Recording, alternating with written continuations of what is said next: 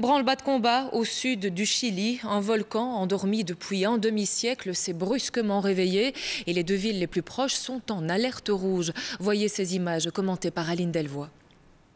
Ce n'est pas un tableau, mais bien le réveil d'un géant.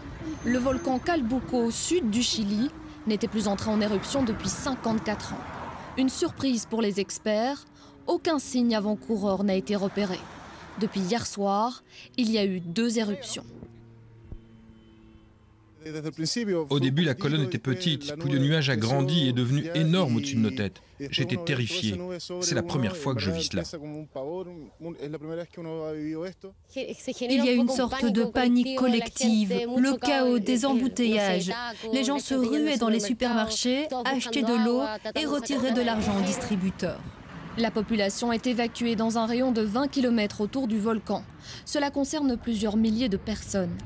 Les villes les plus peuplées à l'ouest du volcan ne sont pas encore évacuées, mais sont en état d'alerte.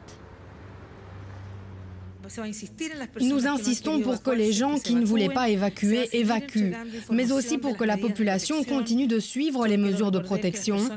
Je rappelle aux gens qui vivent dans cette région qu'il faut se couvrir.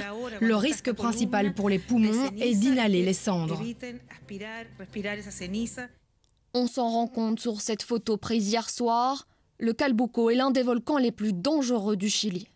Après les cendres, le volcan pourrait émettre de la lave, un nouveau danger qui pourrait entraîner la fonte des neiges au sommet et provoquer des inondations.